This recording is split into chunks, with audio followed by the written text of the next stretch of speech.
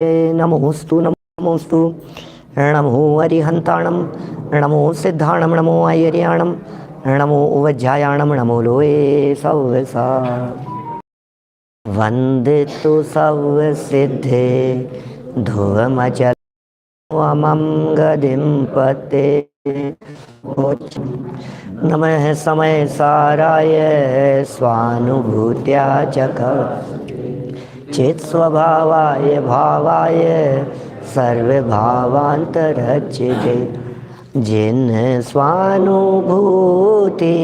से खीरी मम स्वानुभूति मधिगिरि तेरी विमल धारा जैन श्रुत आनंद अमृत से भर। समता प्रवाह बहावती रागादि विकल्प तो माँ सरस्वती प्रतिभावन दृष्टि निज में जोड़ी, दृष्टि निज में जोड़ी के। ग्रंथराज समयसार जी यहाँ विराजमान है।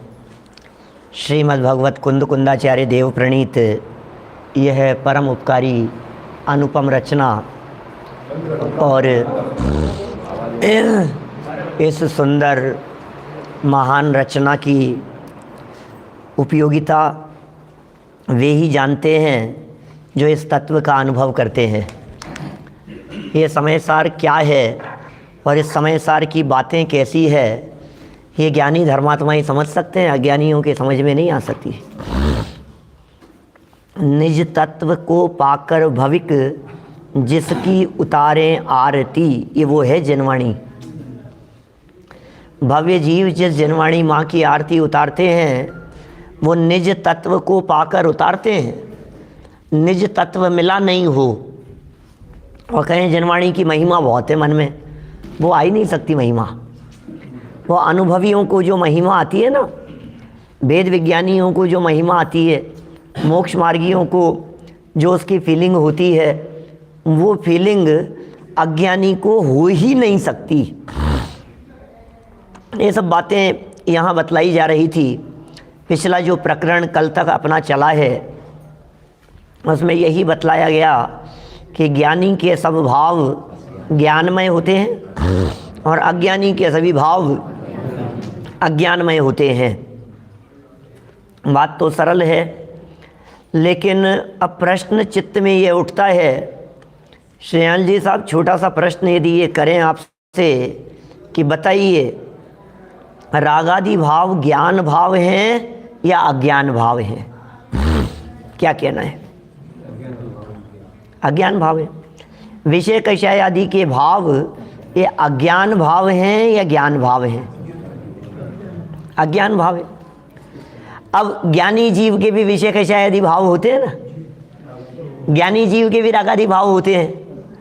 और यदि ये अज्ञान भाव है तो जब ज्ञानी जीव के विषय कषाय आदि हो रहे हैं या ज्ञानी जीव के जब रागादि हो रहे हैं तो फिर ज्ञानी जीव के अज्ञान भाव हुआ ना है?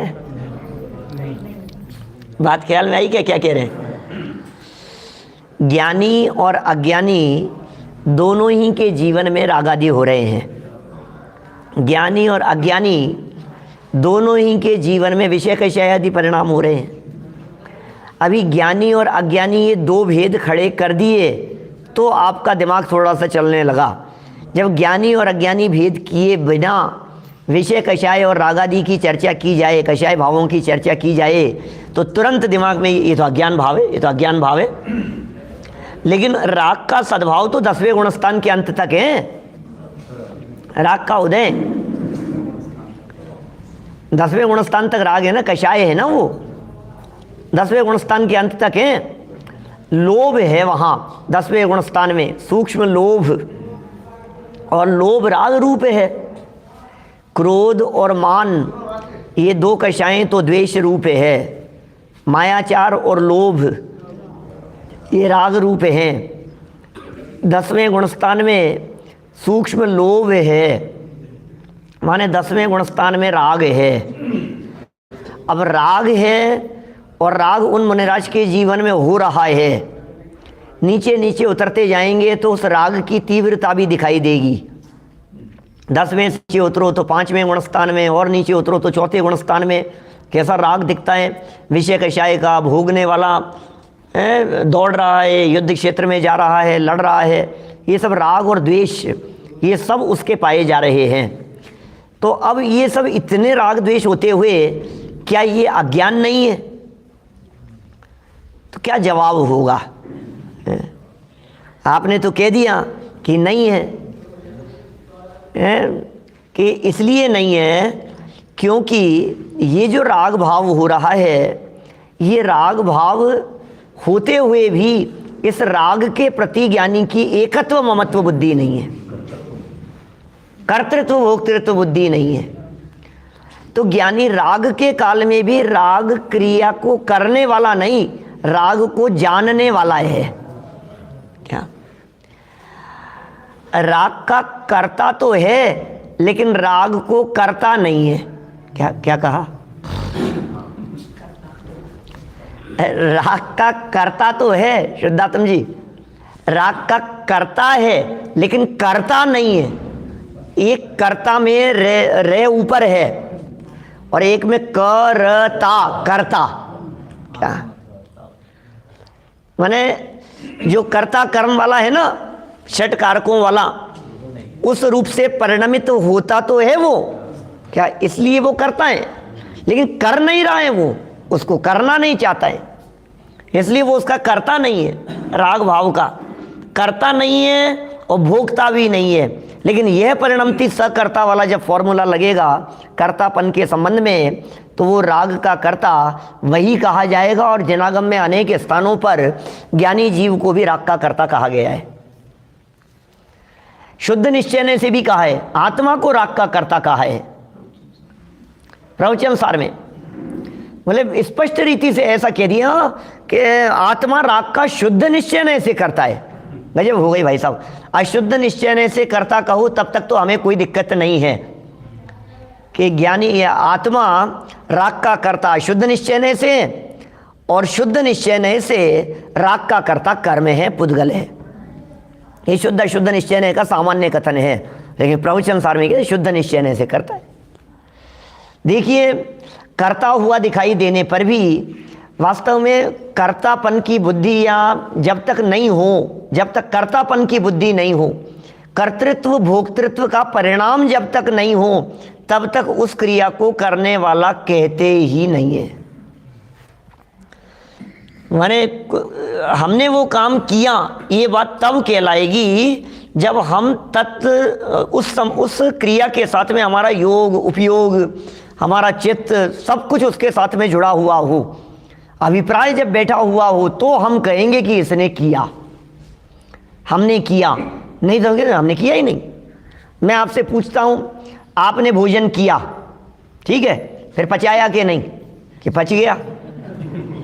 क्या आपने भोजन किया, उसमें तो आपका योग उपयोग मन सब कुछ लग रहा है कि हमने भोजन किया, हमने नाश्ता किया, हमने किया है। लेकिन अब खून बनाया कि नहीं, हड्डी खून मांस बने कि नहीं? अब वो तो किया और वो हो गया। क्या माने जहां अपना उपयोग जुड़ा हुआ था उसमें कर्तापन कहा जाता है। और आचार्य देव यहाँ यही बातें कहना चाहते हैं, क्योंकि ज्ञानी जीव राग होने के काल में भी राग का कर्ता नहीं है, राग का ज्ञाता है। अब ज्ञाता है तो ज्ञानन क्रिया का करता है, तो ज्ञानी तो ज्ञान का करता हुआ ना, क्योंकि जानन क्रिया तो ज्ञान का परिणमन है, इसलिए ज्ञानी जीव ज्ञान भाव का करता है, ये कहा जाता है। राग होने के काल में भी ज्ञानी जीव राग को जानने वाला है। अब जानने वाला है तो जानन क्रिया तो ज्ञानी की है, अब जानन क्रिया ज्ञानी की है तो ज्ञानी जीव उसका करता है। तो फिर साहब ये बंधन कैसे हो रहा है? अब इसका मतलब फिर ज्ञानी जीव को बंधन भी नहीं होना चाहिए, क्योंकि जब राग उसके नहीं है, उसके जानन क्रिया ही हो रही है, तो फिर चौथे गुणस्थानवर्ती ज्ञानी जीव के बंधन होगा या नहीं होगा? पंचम गुणस्थान वाले के बंधन होगा या नहीं होगा? अभी तो ऊपर के गुणस्थानों में भी बंधन दिख रहा है ना, ये समस्या खड़ी होती है। और इन्हीं सब बातों का निराकरण कि भाई ये बंद किससे होगा, बंद के कारण क्या हैं, आखिर जीव उसमें निमित्त तो होगा, जीव के परिणाम निमित्त हैं, उनसे काम होता है, ये सारी बातों को बतलाने के लिए ये कुछ गाथाओं का ग्रुप दिया है। और उसकी उत्थानिका में 68 नंबर का कलश है। कलश में तो 2 लाइनें कही है और फिर पूरा विस्तार आगामी गाथाओं में किया है। समय सार ग्रंथ ज्ञायक भाव प्रबोधनी टीका और पेज नंबर है 212 है, 212 नंबर का पेज। मोबाइल में जिनके पास में हो खोल सकते हैं, देख सकते हैं, है ना। सामने तो बैठे हुए श्रोता तो नहीं लेके बैठे हैं, लेकिन सामने बैठे हुए श्रोता सब लेके बैठे हैं, है ना। मेरे सामने जो मोबाइल वाले श्रोता हैं वो सब ग्रंथ लेकर के बैठे हुए हैं। 212 नंबर पेज पे देखिए, 68 नंबर कलश। 211 पर है संस्कृत लाइनें, अनुष्टुप छंद है। अज्ञानमय भावानाम अज्ञानी व्याप्य भूमिकाम द्रव्य कर्म निमित्तानाम भावानामेति हेतुताम। पद्यानुवाद में कहते हैं, अज्ञानी अज्ञानमय भाव भूमि में व्याप्त, इस कारण द्रव बंध के हेतुपने को प्राप्त, हेतुपने को प्राप्त। क्या कह रहे हैं? अज्ञानी अपने अज्ञानमय भावों की भूमिका में व्याप्त होकर, बस वो पीछे जो तर्क दिए जा रहे थे कर्ता कर्म के संबंध में, जहाँ व्याप्य व्यापक भाव होगा वहीं कर्ता कर्म संबंध होगा। व्याप्य व्यापक भाव के अभाव में कर्ता कर्म पना नहीं बनता। जहाँ भी कर्ता कर्म संबंध होगा वहाँ व्याप्य व्यापक पना होगा ही होगा। इसके बिना कोई किसी का कर्ता नहीं हो सकता। पर के कर्ता धर्तापन की तो बात ही नहीं है। अब अज्ञानी जीव की बात कर रहे हैं। अज्ञानी अपने अज्ञानमय भावों की भूमि में व्याप्त है, माने अज्ञानी जीव अपने अज्ञान में रचा पचा है। और अज्ञान में कई तरह की बातें लागू होती है। मैंने कल परसों भी आप लोगों के बीच में कही थी, जब चर्चा की थी कि यहाँ जो अज्ञान शब्द का प्रयोग किया है ये औदैहिक अज्ञान के अर्थ में नहीं है। औदैहिक अज्ञान माने औदैहिक अज्ञान का जो सद्भाव है, ये औदैहिक अज्ञान का सद्भाव 12वें गुणस्थान तक पाया जाता है। माने जहाँ जहाँ तक ज्ञानावरणी कर्म का उदय है, औदैहिक औदैहिक अज्ञान माने उदय वाला अज्ञान। ज्ञानावरणी कर्म के उदय में जो ज्ञान की पूर्णता नहीं हो सकी, जो ज्ञान की अपूर्णता है, जो अज्ञान का सद्भाव है, जितना ज्ञान नहीं हो पा रहा है वो सब औदैहिक अज्ञान है। तो यहाँ औदैहिक अज्ञान की बात नहीं है, क्योंकि यहाँ जो अज्ञानी शब्द का प्रयोग किया जा रहा है, ज्ञानी और अज्ञानी शब्द का प्रयोग जब समय सार में किया जाता है तो ज्ञानी और अज्ञानी का अर्थ मिथ्या दृष्टि और सम्यक दृष्टि, ऐसा अर्थ होता है। ये समय सार है। यहाँ ज्ञान की चर्चा ज्ञान के आधार से नहीं करते, यहाँ ज्ञान की चर्चा श्रद्धा के आधार से करते। माने मिथ्या दृष्टि वो अज्ञानी और सम्यक दृष्टि वो ज्ञानी। मिथ्या दर्शन और सम्यक दर्शन तो श्रद्धा गुण की पर्याय है। मिथ्या दर्शन और सम्यक दर्शन ये दोनों तो श्रद्धा गुण की पर्याय है ना। और ज्ञानी और अज्ञानी ये ज्ञान गुण की पर्याय होनी चाहिए। कि बोले नहीं, ज्ञानी और अज्ञानी ज्ञान गुण की पर्याय नहीं। वास्तव में जब ज्ञानी और अज्ञानी शब्द का प्रयोग किया जाता है तो उसमें सम्यक दर्शन भी है, सम्यक ज्ञान भी है, सम्यक चारित्र भी है। मिथ्या दर्शन, मिथ्या ज्ञान, मिथ्या चारित्र, इन तीनों रूप परिणमन का नाम अज्ञानी। और सम्यक दर्शन, सम्यक ज्ञान और सम्यक चारित्र, इन तीनों रूप परिणमन का नाम सम्यक ज्ञानी। तो ज्ञानी और अज्ञानी का संबंध किस बात से है? ये पूरे समय सार में जहाँ जहाँ ज्ञानी के भोग निर्जरा के हेतु हैं, कि ज्ञानी जीव के भोग के काल में भी निर्जरा हो रही है, कि ज्ञानी जीव के बंधन नहीं होता है, कि ज्ञानी जीव आश्रव के काल में भी निराश्रवी है, ये जहाँ जहाँ ज्ञानी अज्ञानी की चर्चाएं की पूरे समय सार में, हर प्रकरण में वहाँ ज्ञानी शब्द का अर्थ, क्योंकि ज्ञानी का अर्थ केवल ज्ञानी भी होता है। ज्ञानी सिद्ध भगवान भी ज्ञानी है, अनंत भगवान भी ज्ञानी है, मुनिराज भी ज्ञानी है, वो कोई अज्ञानी थोड़ी ना। लेकिन चौथे गुणस्थान और पंचम गुणस्थान वर्तियों की मुख्यता से ही इस समय सार में ज्ञानी की विवक्षाएं बताई गई है। बस यहाँ कह दिया अज्ञानी है और अज्ञानमय भाव है। अब ज्ञानी है और उसके भाव ज्ञानमय है। कल परसों मेरे से कोई पूछ रहा था, शायद आप लोगों में से ही कोई होंगे, आप पूछ रहे थे क्या पाटनी जी? आपने नहीं पूछा, कौन पूछ रहा था मेरे से? और उन्होंने मेरे से ये कही कि साहब ये जो आप यहाँ जो बात कह रहे हो, इसमें जब अज्ञान की बात आपने कही, अज्ञान में भूमिका की जब आप बात कर रहे हो, अज्ञान में भावों की बात कर रहे हो, तो क्या इन भावों में 29 भाव मानेंगे? ऐसा किसी ने पूछा मेरे से, क्योंकि पीछे 50 से 55 तक की गाथा में 29 बोलों की चर्चा की है। वर्णाद्यावा राग मोहादयो वा, वर्णादि और रागादि है ना, वर्णादि और रागादि, इनमें 29 बोलों को गर्भित किया है। तो यहाँ अज्ञान के अंदर क्या वो भाव लेंगे? क्या अज्ञान में क्या लेंगे? मैंने कहा यहाँ अज्ञान में वहाँ भी जो 29 कहे हैं, वो 29 तो लिख दिए उन्होंने, 29 नहीं, असंख्यात लोक प्रमाण है वास्तव में। तो अज्ञान में भाव का अर्थ अज्ञानी जीव के होने वाला जितना भी परिणाम है वो सब अज्ञान है। अज्ञानी जीव के जो विचार चिंतन में जो चल रहा है, जो बातें चल रही है, वो सब अज्ञान है, ये कहना चाह रहे हैं।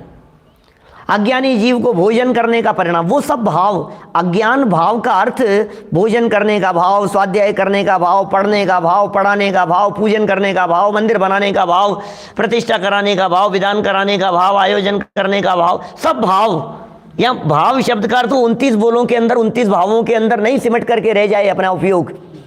जितने भाव होंगे उसके, वो सब भाव अज्ञानी के अज्ञानमय कहे जा रहे हैं। क्यों? क्योंकि उसके जो भाव होते हैं सबके साथ में एक एकत्व, ममत्व और कर्तृत्व भोक्तृत्व की बुद्धि बैठी हुई है, इसलिए उसके सारे परिणाम अज्ञान है।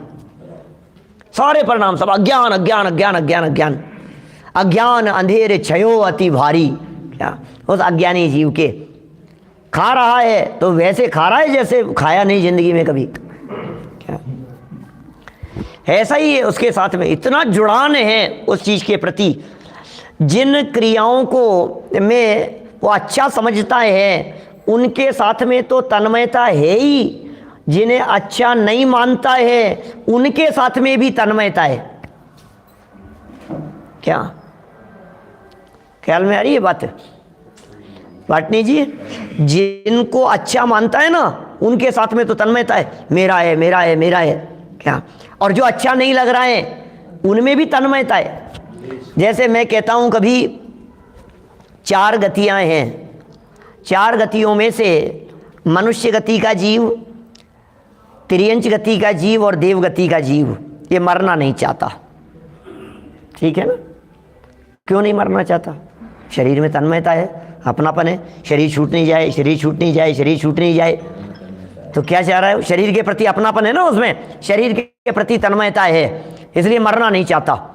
और मरण के नाम से भी डरता है, घबराता है, मरण हो नहीं जाए, मर नहीं जाऊं। अरे तेज स्पीड से गाड़ी यदि बगल में आकर के 1 इंची पर रुके तो जूझता है, मर जाता तो, लग जाती तो, एक्सीडेंट हो जाता तो, हाथ पांव टूट जाते तो, देख करके नहीं चलते हो, ऐसी बातें बोलता है। माने और मौत की यदि मैं बात कहने लगूं, अरे नहीं नहीं पंडित जी शुभ शुभ बोलो, कैसी बातें करते हो आप, अभी अभी यहाँ बैठे बैठे मैं मर जाऊं तो, अरे नहीं कैसी कैसी बात कर रहे हो आप, मरने की बात मत करो, मरने की बात मत करो। मरने की चर्चा मात्र इस जीव को अच्छी नहीं लगती, मरना चाहता ही नहीं है, सब जिंदा रहना चाहते हैं। कौन? मनुष्य। तिर्यंच गति का जीव भी मरना नहीं चाहता, पद्म पुराण का वो प्रसंग चींटे कीड़े वाला, मरना नहीं चाहता हो। देवगति का जीव मरना नहीं चाहता, 6 महीने अंत में क्या हालत होती है उनकी। क्यों? क्योंकि शरीर में तन्मयता है, अपनापन है। अच्छा नारकी तो मरना चाहता है तो उसको तो तन में अपनापन नहीं होगा।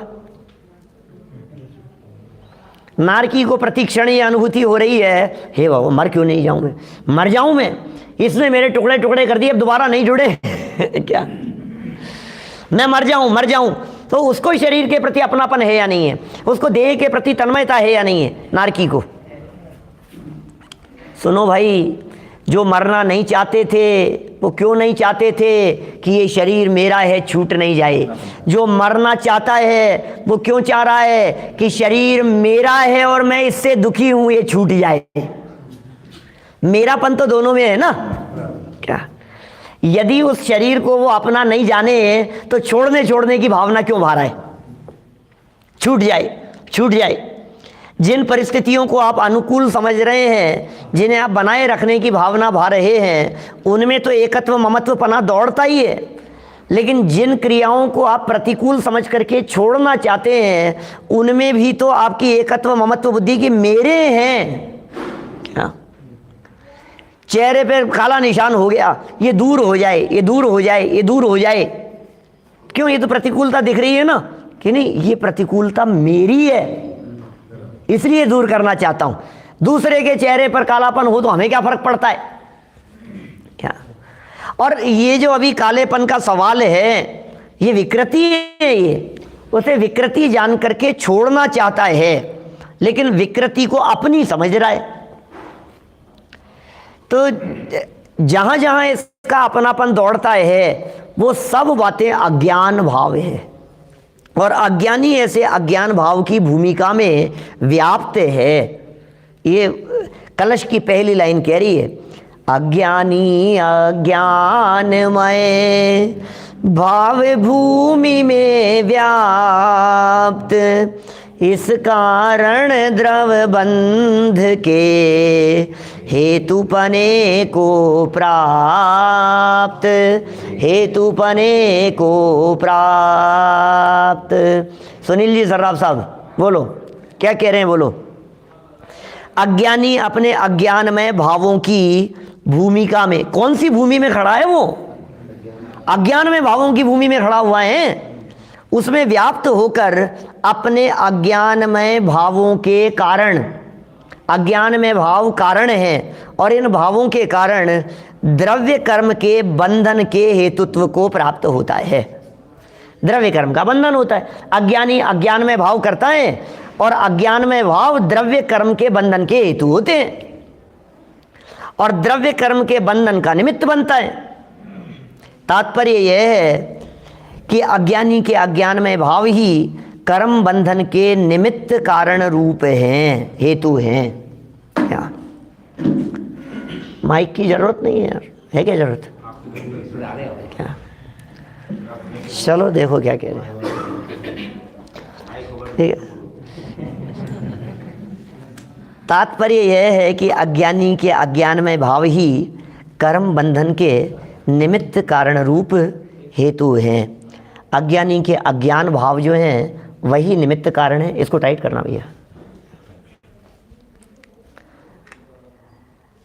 अज्ञानी के अज्ञानमय भाव ही कर्म बंधन के निमित्त कारण रूप हेतु हैं। अब इन्हीं बातों को, कौन कौन से बंध के निमित्त कारण हैं, कौन से क्या हैं, कौन से बंधन के कारण बतलाए गए हैं, उमा स्वामी आचार्य क्या कहते हैं, और कुंद कुंदाचार्य देव क्या कह रहे हैं, पिछली गाथाओं के अंदर क्या कह करके पुकारा गया है, उन्हीं बातों को यहाँ देखते हैं। देखिए, 5 गाथाओं का ग्रुप है। गाथाएं पढ़ूंगा, गाथाओं का पद्यानुवाद पढ़ूंगा, फिर आगे बढ़ेंगे अपन लोग। अन्नासय उदो जाजीवाणम अतच्य उवलद्धि मिच्छत सदु उदो जीवस असदहाणतम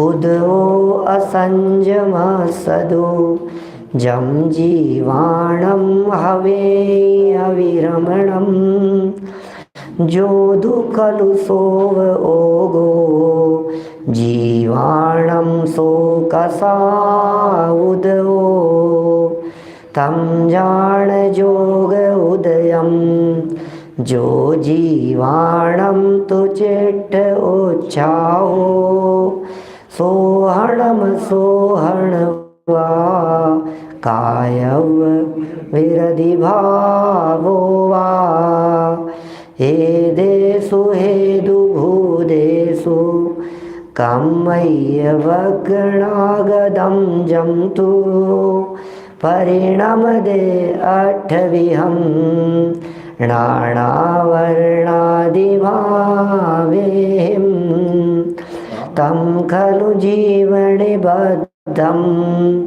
कमय्य वग्नागदं जय्या तय्यादु होदिहेदु जीवो परिणाम भावाणम। निज तत्व का अज्ञान ही बस उदय है अज्ञान का। निज तत्व का अश्रद्धा नहीं बस उदय है मिथ्यात्व का। अविरमण का सद्भाव ही बस असंयम का उदय है। उपयोग की यह कलुषता ही कषायों का उदय है। शुभ अशुभ चेष्टा में तथा निवृत्ति में या प्रवृत्ति में जो चित्त का उत्साह है वे ही उदय है योग। के निमित्त के योग से जड़ वर्गणाए कर्म की परिणमित हो ज्ञान आवरणादि वसु विधि कर्म। इस तरह वसुविध कर्म से आबद जिए जब हो तभी अज्ञान मैं निज भाव का हूँ हे तुझे जिनवर कही। क्या कह रहे हैं? निज तत्व का अज्ञान ही बस उदय है अज्ञान का। माने अज्ञान का उदय ज्ञानावरणादि के उदय को नहीं कह रहे हैं। माने ऐसा है ना, ये जीव रागादि परिणाम करे और उसको करने से ज्ञानावरणादि कर्म बंधे और ज्ञानावरणादि कर्म का उदय आवे तो ये जीव फिर रागादि करे। ऐसा संबंध है ना। मैंने रागादि किए तो ज्ञानावरणादि कर्म बन गए, ज्ञानावरणादि कर्म का उदय आया तो रागादि हो गए। तो अब आचार्य देव ये कहना चाह रहे हैं कि जो ज्ञानावरणादि थे ना, जो बीच में आ गए, इधर भी राग है और इधर भी राग है और बीच में ज्ञानावरणादि कर्म है, तो आचार्य देव कहना चाह रहे हैं इस बीच वाले ज्ञानावरणादि को हटा दो। तो राग से द्रव्य कर्म और द्रव्य कर्म से राग, तो प्रकारांतर से राग से ही राग हुआ। ज्ञानावरणादि क्या है? कुछ नहीं है। आप समझ रहे हैं क्या ये कहना चाह रहे हैं? यहाँ ये जो गाथाएं दी हैं 132, 133, 134, वैसे 5 गाथाओं का ग्रुप है। इन 5 में से 3 गाथाओं में यही सिद्ध किया है कि वास्तव में अज्ञान क्या है, वास्तव में मिथ्यात्व क्या है। कर्म प्रकृति का उदय, कर्म प्रकृति का उदय आएगा, ये जीव मिथ्या दृष्टि हो जाएगा, मिथ्यात्वी हो जाएगा। बोले नहीं नहीं नहीं, तुम फालतू की बातें मत करो। कषाय क्या है? योग क्या है? मिथ्यात्व, अविरति, अज्ञान, कषाय और योग, ये आश्रव के बंध के 5 कारण कहे। देखिए क्या कह रहे हैं? निज तत्व का अज्ञान, ये अज्ञान का उदय। अब अज्ञान का उदय मतलब इसको ही उदय कह रहे हैं। निज तत्व के बारे में जो अजानकारी है, निज तत्व की जो खबर नहीं है, निज तत्व की जो पकड़ नहीं है, निज तत्व को जो नहीं जाना है, नहीं पहचाना है, अपने आत्मा के बारे में जो ज्ञान का अभाव है, बस यही अज्ञान का उदय है। बाकी कोई ज्ञानावरणी कर्म का उदय अज्ञान का उदय नहीं है। ऐसे ही निज तत्व का अश्रद्धान, आत्मा की अश्रद्धा, बारीक बातें हैं भाई, थोड़ी सी है ना, उपयोग की एकाग्रता पूर्वक समझनी पड़ेगी। निज तत्व का अश्रद्धान, आत्मा की श्रद्धा नहीं है, आत्मा के ऊपर, अपने आप के ऊपर भरोसा नहीं है। निज तत्व का अश्रद्धान, बस यही मिथ्यात्व का उदय है। क्योंकि द्रव्य मिथ्यात्व नहीं, ये जो अश्रद्धान परिणमन जो चल रहा है, इसे ही मिथ्यात्व का उदय कहते हैं। यही मिथ्यात्व का उदय है। और अविरमण का सद्भाव, आपको अविरति दिखाई दे रही है, अविरमण का जो सद्भाव है, यह असंयम का उदय, असंयम भाव है। इसी तरह से उपयोग की कलुषता ही कषाय का उदय है। कोई चारित्र मोहिनी कर्म प्रकृतियों का उदय आवे, अनंतानुबंधी का उदय आवे, अप्रत्याख्यानावरण प्रत्याख्यानावरण संज्वलन इनका उदय आवे, तो ये जीव समझे कि भाई ये कषाय भाव रूप, ये कषाय का उदय है। चारित्र मोहिनी कर्म की प्रकृतियां कषाय हैं और उनका उदय वो कषाय का उदय। बोले नहीं नहीं नहीं, अंतर में चित्त की जो कलुषता है, कैसे गजब के शब्द दिए, उपयोग की कलुषता को ही कषाय कहते हैं। कषाय की क्या परिभाषा है? कषाय किसे कहते हैं? जो आत्मा को कसे अर्थात दुख दे, उसे कषाय कहते हैं। तो बाल बोध की परिभाषा है क्या? समय सार जैसे महाशास्त्र में कुंद कुंदाचार्य देव ये कह रहे हैं, अरे तुम्हारे चित्त की जो कलुषताएं, अंदर में जो कलुषित परिणाम है, उस कलुषित परिणाम को ही कषाय कहते हैं। कषाय माने काला परिणाम,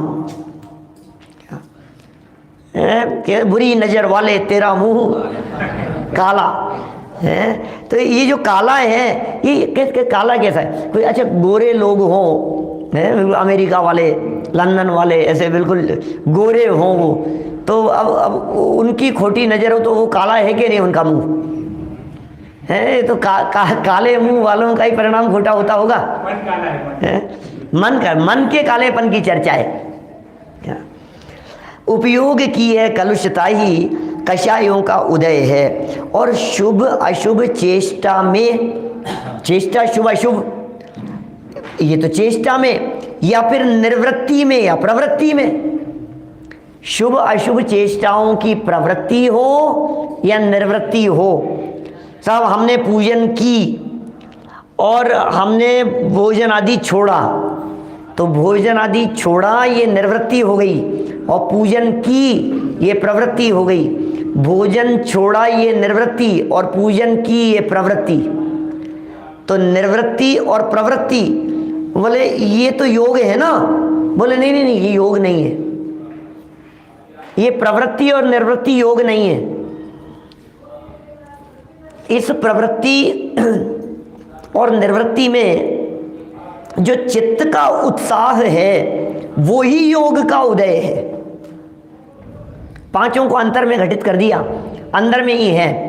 मिथ्यात्व, अविरति, अज्ञान, कषाय, योग, ये सब अंदर की बात कह दी है। अब कह रहे इनके निमित्त से, अब इनके निमित्त के योग से जड़ वर्गणाएं कर्म की परिणमित हो ज्ञान आवरणादि वसुविधि कर्म में। अब इनके निमित्त का योग बन गया। योग का अर्थ निमित्त ही कह रहे हैं, इनका सहयोग, निमित्त रूप सहयोग, बाह्य निमित्त ऐसा। तो इनके निमित्त के कारण माने जीव के जो मिथ्यात्व परिणाम हुए, जीव के जो कलुषित परिणाम हुए, जीव के अंदर में जो चित्त का उत्साह है, इन सब के निमित्त से ज्ञानावरणादि जो वर्गणाएं थी वे वसुविधि कर्म में परिणमित हो जाती है।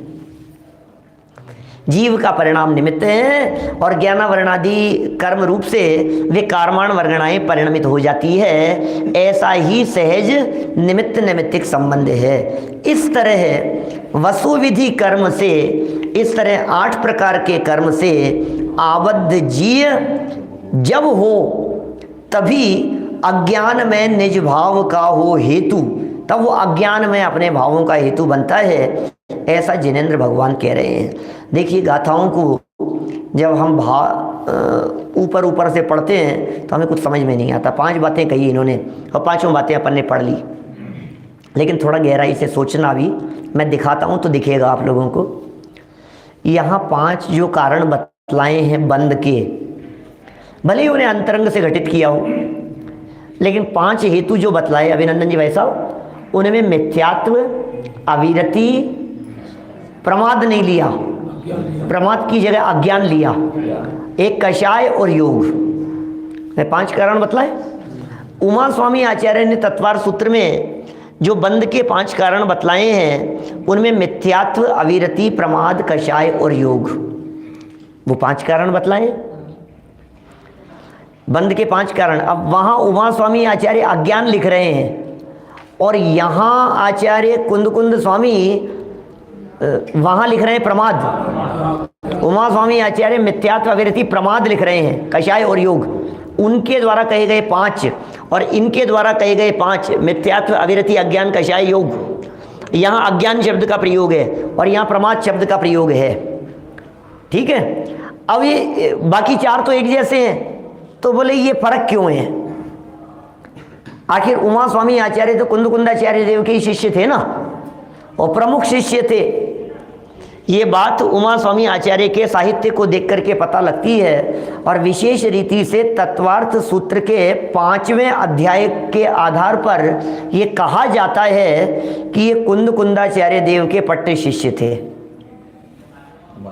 और कोई एविडेंस नहीं है हमारे पास में उमा स्वामी आचार्य के कुंदकुंद स्वामी के शिष्य होने के कोई ऐसे पुख्ता प्रमाण नहीं है कि भाई उनकी शिष्य परंपरा, उनके कौन कौन थे, और ये आचार्य थे तो संघ होगा, संघ में और कौन मुनि थे, कितने मुनिराजों का संघ था। मुझे तो कभी कभी ऐसे भी लगता है कि प्राचीन जितने भी मुनिराज हुए हैं सबको आचार्य ही कह करके पुकारा जाता रहा है, ऐसा ही हो रहा है। जो देखो सब आचार्य आचार्य, मुनिराज क्यों? मुनिराजों ने कुछ लिखा ही नहीं है, सब जो लिखा है सब आचार्यों ने लिखा है। नेमी चंद्राचार्य, यति वृषभाचार्य हैं, गुणभद्राचार्य, गुणधराचार्य, अमृत चंद्राचार्य, जयसेन आचार्य, कुंदकुंदाचार्य, सब आचार्य ही आचार्य हैं सब, मुनिराज कोई नहीं थे। हैं उपयोग में आ रहा था पद्म मलदारी थे, नियम सार के टीकाकार। खैर देखिए जो भी है, लेकिन ऐसा क्योंकि आचार्य ऐसा लगता है आचार्य होंगे, आचार्य कहने में आता है। ऐसे ब्रह्मदेव सूरी, क्या ये क्या नाम है, नेमी चंद्र सिद्धांती देव, ये आचार्य नहीं थे, द्रव्य संग्रह के कर्ता। क्या नेमी चंद्र सिद्धांत चक्रवर्ती, वे तो आचार्य हैं जो गोमट सार आदि के कर्ता हैं। गोमट सार, जीव कांड, कर्म कांड, लब्धि सार, क्षपणा सार, त्रिलोक सार, इनके जो कर्ता नेमी चंद्राचार्य हैं वे तो आचार्य हैं, आचार्य नेमी चंद्र, वो सिद्धांत चक्रवर्ती कहलाते हैं। उनके सानिध्य में श्रवण बेलगोला की प्रतिमा बनी बाहुबली स्वामी की, वो सिद्धांत चक्रवर्ती नेमी चंद्राचार्य। और दूसरे नेमी चंद्र स्वामी हैं, वो है द्रव्य संग्रह जिन्होंने लिखा, और दूसरे नेमी चंद्र हैं, वे नेमी चंद्र सिद्धांत चक्रवर्ती थे, ये नेमी चंद्र सिद्धांती देव हैं। बीच में इस तरह की चर्चाएं चली कुछ, और हमारे अच्युत कांत ने एक छोटा सा आलेख लिखा था, उसमें उन दोनों के अंतर को बतलाते हुए इनको मुनि सिद्ध कर दिया। मैंने कहा यार तुमने मुनि लिखा है, ये मुनि का कहीं उल्लेख है क्या? कहीं वो मुनि थे सिद्धांती देव हैं, वो मुनि हो गए वो, नहीं तो ये आचार्य नेमी चंद्र अलग, वो आचार्य नेमी चंद्र अलग। खैर मुझे ये बात कहनी है यहाँ कि दोनों आचार्यों में एक जगह प्रमाद और एक जगह अज्ञान, ऐसा क्यों? मतभेद क्यों? अरे वहाँ तक तो ठीक है, उसकी तो चर्चा कर लेंगे, उससे तो निपट लेंगे अपन। लेकिन कुंदकुंदाचार्य देव ही इसी समय सार ग्रंथ में पीछे 109 नंबर गाथा में 4 कारण बतलाए। क्या? मिथ्यात्व, अविरति, कषाय और योग। प्रमाद को ही, अब वहां न प्रमाद लिया न अज्ञान लिया, दोनों को ही छोड़ दिया, अब 4 बतलाए। अब क्या करें? तो बंद के कारण कौन से हैं? मिथ्यात्व, अविरति, कषाय, योग। प्रमाद को छोड़ दिया उन्होंने। मिथ्यात्व, अविरति, कषाय, योग, प्रमाद नहीं है निमित्त उसमें, और प्रमाद भी नहीं है और अज्ञान भी नहीं है, और वो अभी यहां बीच में अज्ञान डाल रहे हैं। तो अब क्या चक्कर है? इतने तरह के मतभेद क्यों? भाई गहराई से देखने पर आपको कोई मतभेद नहीं मिलेगा। मैंने जब वो 109 नंबर गाथा की चर्चा की थी इसी समय सार में, तब भी मैंने बात कही थी, बहुत ज़्यादा पुरानी बात नहीं है, 130-32 पर आए हैं तो 109 कितनी पुरानी बात होगी। और फिर गुरु थे अभी, तो यहाँ मुश्किल से जितने भी दिन पुरानी बात हो, लेकिन हमारे श्रोताओं को याद होना चाहिए कि वो प्रमाद कहाँ गायब कर दिया। पहले तो उससे निपट लो, आप प्रमाद क्यों गायब कर दिया? मिथ्यात्व, अविरति, कषाय, योग में प्रमाद क्यों चला गया?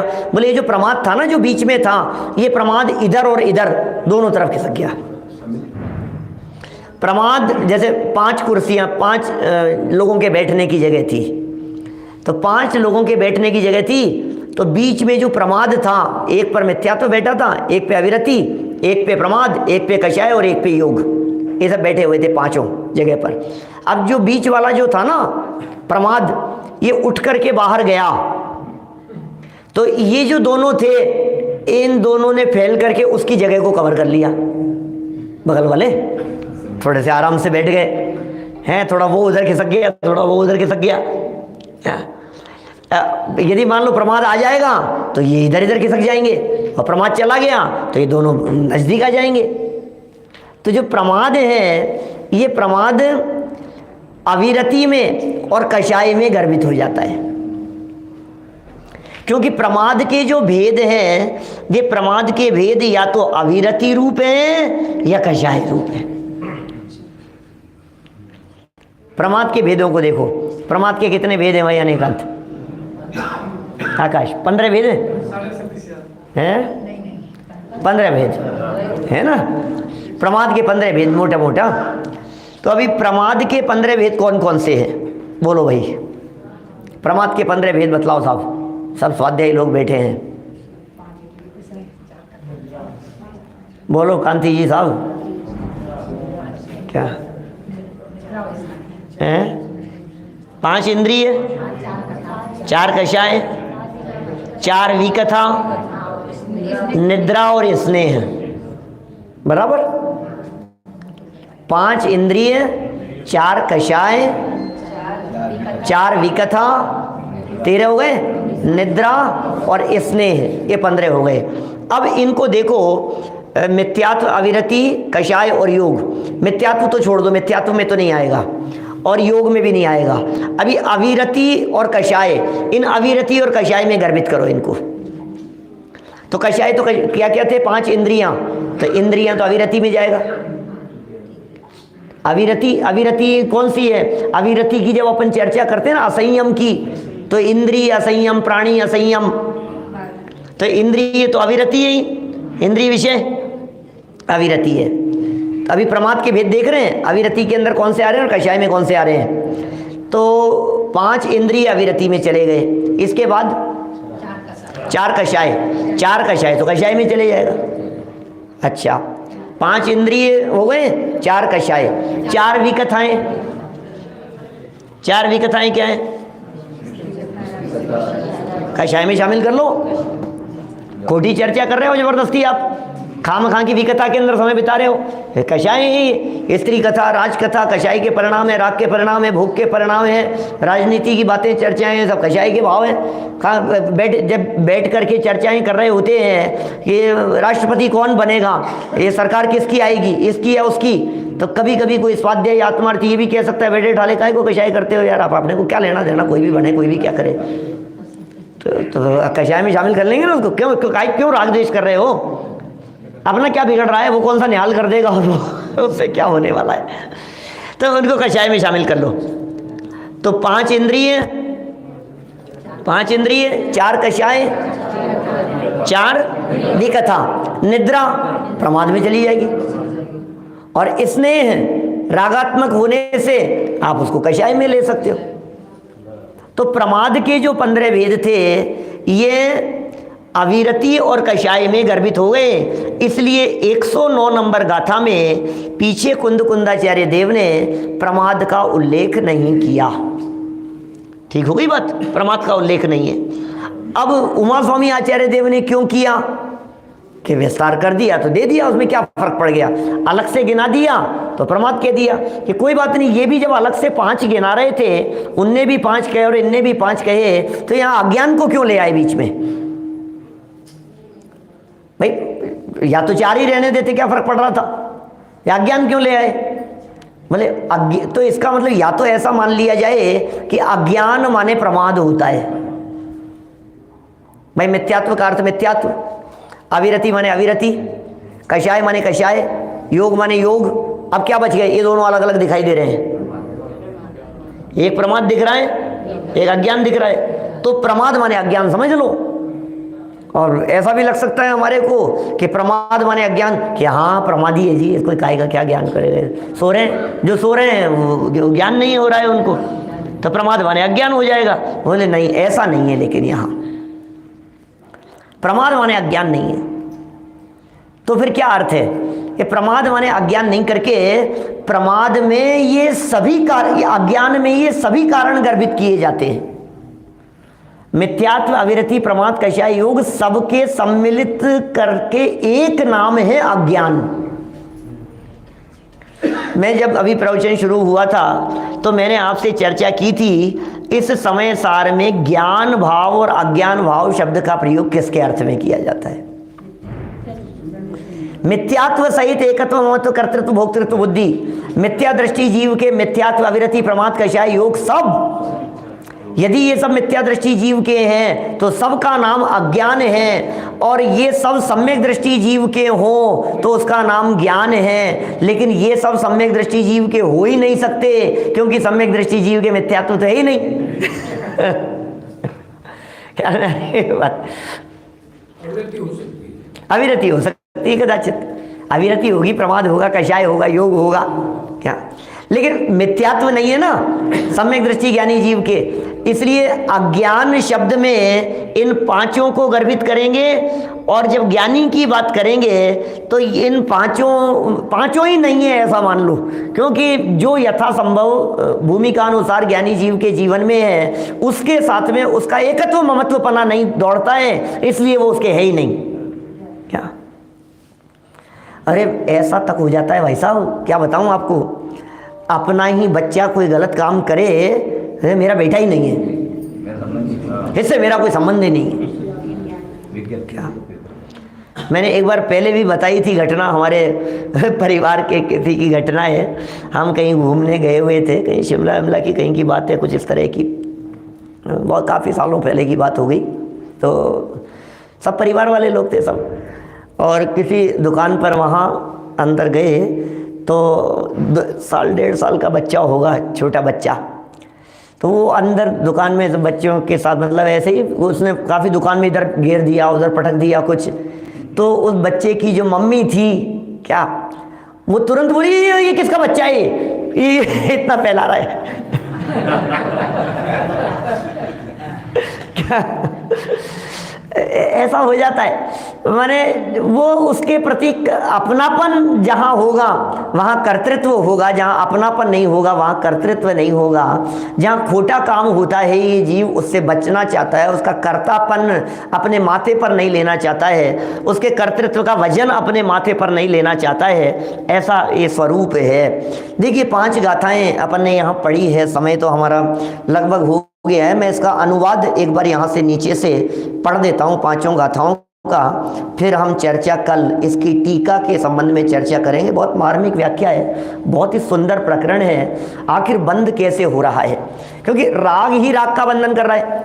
अज्ञानी जीव के बंधन हो रहा है तो फिर ज्ञानी के बंधन नहीं होता है क्या? फिर ज्ञानी जीव के अज्ञान भाव नहीं है तो फिर ज्ञानी जीव के बंधन कैसे हो रहा है? और ज्ञानी जीव के बंधन नहीं हो रहा है तो संसार में कैसे परिभ्रमण कर रहा है? और बंधन नहीं है तो फिर ज्ञानी जीव के उदय भी नहीं होगा, जबकि सारे ताम झाम तो उदय जन्य दिखाई देते हैं। मैंने ये कितनी प्रैक्टिकल प्रॉब्लम, अभी समय सार को पढ़ करके इतनी उलझने दिखाई देती है। सच में यदि आगे पीछे के प्रकरणों को यदि भावपूर्वक नहीं देखो ना तो उलझ कर यार कभी कुछ कहते हैं कभी कुछ कहते हैं, क्या है ये बातें, ये समझ में नहीं आती है। कभी कहते हैं राग का करता है, कभी कहते हैं राग का नहीं है, उसका करता है, इसका नहीं है। नहीं, यहाँ तो राग का कर्ता कहा जा रहा है, यहाँ पर द्रव्य का अकर्ता सिद्ध किया जा रहा है, नहीं यहाँ राग का भी अकर्ता सिद्ध किया जा रहा है। गजबी बातें हैं। तो बड़े उलझने हैं, ये झमेले बहुत हैं इसमें, लेकिन वो नियमित भावपूर्वक पढ़ने वालों को सब बातें ख्याल में आती है। देखिए पेज नंबर 213 पर बस ये 5 गाथाओं की जो अनुवाद दिया है उसे पढ़ रहा हूँ। जीवों के जो अतत्व की उपलब्धि है, जीवों के अतत्व की उपलब्धि है, तत्व संबंधी अज्ञान है, वह अज्ञान का उदय है। ज्ञानावरणी के उदय की बात नहीं कर रहे, अज्ञान रूप परिणमन को ही अज्ञान का उदय कह रहे हैं। जीवों के अज्ञान रूप परिणमन ही अज्ञान का उदय है। जो तत्व का अश्रद्धान है वह मिथ्यात्व का उदय है। माने ये जीव अतत्व रूप परिणमित हुआ, यही मिथ्यात्व का उदय है। अभी तुम कर्मों वर्मों की बात मत करो फालतू की। कर्म क्या है? कर्म तो परद्रव्य है, कर्म तो जड़ है। है, कर्म तो पुद्गल है। ये जीव जो मिथ्यात्व भाव रूप परिणमित हुआ, वही मिथ्यात्व का उदय है। जो अविरमण है, अत्याग का भाव है, इस जीव का भाव, वह असंयम का उदय है। जीव का भाव ही जीव असंयम का उदय है। जो मलिन उपयोग है, वह कषाय का उदय है। वह कषाय का उदय की पूरे भाषा शैली को यदि आप देखेंगे ना बारीकी से, तो ये नहीं कह रहे हैं कि उसके उदय में है। क्या ध्यान देना, क्या कह रहे हैं? माने अज्ञान का उदय, अज्ञान रूप परिणमन, अज्ञान के उदय में अज्ञान रूप परिणमन नहीं, मिथ्यात्व के उदय में अतत्व श्रद्धान नहीं, इसके अतत्व श्रद्धान रूप परिणमन को ही मिथ्यात्व का उदय कहते हैं। मिथ्यात्व के उदय, थोड़ी सी बारीकी है, थोड़ी सी बारीकी है, उपयोग की एकाग्रता चाहिए। अविरमण माने अत्याग भाव, तो ये असंयम के उदय में अत्याग भाव हुआ ऐसा नहीं कह रहे हैं। इससे तो उदय तो निमित्त रूप है, वो तो परद्रव्य है, उसको छोड़ो अभी। यहाँ अभी जीव का जो स्वयं का त्याग करने का भाव नहीं था, अत्याग का परिणाम आ रहा था, बोले ये ही उदय है। ये अत्याग भाव को ही असंयम का उदय कहते हैं, और मलिन उपयोग को ही कषाय का उदय कहते हैं। चारित्र मोह कर्म प्रकृति का उदय नहीं, उसकी बात नहीं है। जीव की जो मलिनता है अपने उपयोग की, क्रोध रूप इसका उपयोग हुआ है, घमंड रूप इसका उपयोग हुआ है, मायाचार रूप जो परिणमन हुआ है, लोभ का जो परिणाम वर्त रहा है, ये लोभ का वर्तता हुआ परिणाम को ही लोभ का उदय कहते हैं। मान रूप परिणमित भावों को ही मान का उदय कहते हैं। देखिए, और जो शुभ या अशुभ प्रवृत्ति या निर्वृत्ति रूप चेष्टा नहीं, इस चेष्टा का जो उत्साह है उसे योग का उदय कहते हैं, क्योंकि वो चेष्टाएं तो परद्रव्य है। शुभ चेष्टाएं हो या अशुभ चेष्टाएं हो, दोनों ही प्रकार की चेष्टाएं तो परद्रव्य है, लेकिन इन चेष्टाओं में जो चित्त का उत्साह है वो योग का उदय है। इन उदयों के हेतुभूत होने पर, इन उदयों के हेतुभूत होने पर जो कार्माण वर्गणाएं, इसका मतलब ये जो उदय थे, ये उदय कार्माण वर्गणा वाला उदय नहीं था। इससे सिद्ध हो रही है ना बात, आगामी गाथा को पढ़ने से ये बात स्पष्ट होती है। इन उदयों के हेतुभूत होने पर जो कार्माण वर्गणागत पुद्गल द्रव्य ज्ञानावरणादि भाव रूप से 8 प्रकार परिणमता है, वह कार्माण वर्गणागत पुद्गल द्रव्य जब जीव से बंधता है, तब जीव अपने अज्ञान में परिणाम भावों का हेतु होता है। क्या कह दिया ये लास्ट की 2 लाइन में? कल करेंगे चर्चा, इसकी चर्चा करते हुए आगे बढ़ेंगे। बहुत सुंदर मार्मिक प्रकरण है, और दादा ने इसको टीका के बाद में भी कुछ महत्वपूर्ण ध्यान आकर्षित करने वाले 2-3 सेंटेंस लिखे हैं, उसकी भी चर्चा करेंगे। अभी की बात को यहीं विराम देते हैं। जनवाणी बताई यह अनंत उपकार